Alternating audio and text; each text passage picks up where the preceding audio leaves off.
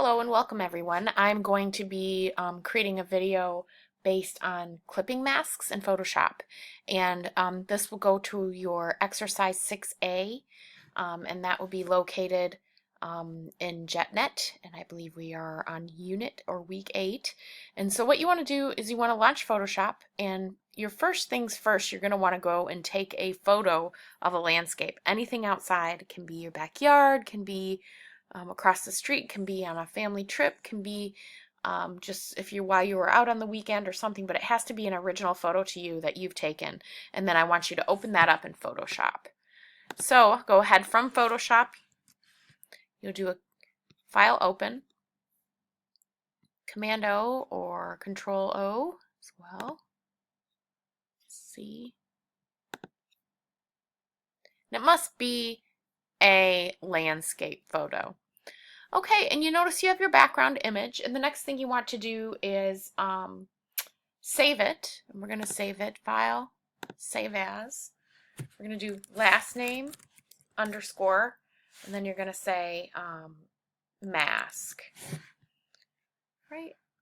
Save that somewhere where you remember. Let's also change it to just a Photoshop file. It will change your format to a layered file, which is a PSD.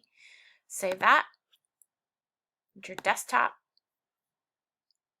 Okay, and the next thing you want to do is duplicate this layer, and many times it's just easier to do a Command J or Control J on the PC.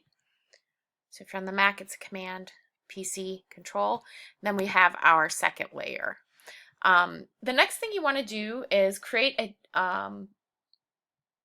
name the layer whatever you'd like first. So you can double click right on there, and we can just do mask if you want, just to make it kind of easier.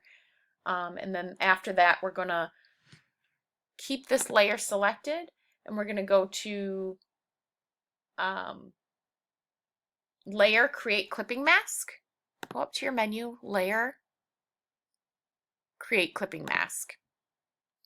Okay, so we have a clipping mask over our background, and then after that, we're going to open the blending options by clicking the FX icon at the bottom of the layers panel and then clicking blending options.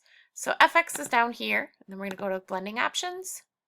Got lots of interesting options. A lot of these are mostly for just elements, not the, if you're working on something that looks exactly like the background, you're going to want to use something more so like texture and let me see, probably a gradient overlay. So I clicked on gradient overlay, and then here you have options that you can create using that gradient overlay. They change when you work on that, and of course the opacity. So I can make this photo look quite different depending on which one I use. So I'll let you choose what you think works. I'm going to do something very basic. Let's see. Make it look like it's more so sun setting as opposed to just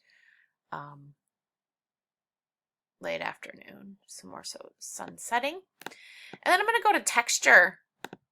And you can change the texture to something you might find interesting. Maybe you're looking through a screen door or something, and then, you know, adjust the depth of that texture, adjust the scale. It's up to you. And then say okay. All right, so you can see that I've provided a mask so that most of that photo can come through, but I've also added some effects, that bevel and emboss, the gradient overlay, and some texture that allowed us to improve our picture and enhance our picture just a little bit. So the last thing you can do is go ahead and keep these layers, and if you find that your file is a little bit too big when you try to upload it after you save it, then come back and take a screen capture or a snippet. Some of you have Snagit, screen capture, snippet, or on the Mac it's Command Shift 4 and then crop, you would just then do this for me so I can see your layers. I really want the layered file, so best scenario is going ahead and allowing it to save as a layered file your last name _ mask, and then save that and upload it to the JetNet submission link for this week's exercise 6A assignment. Thank you, and I'll see you in the next video.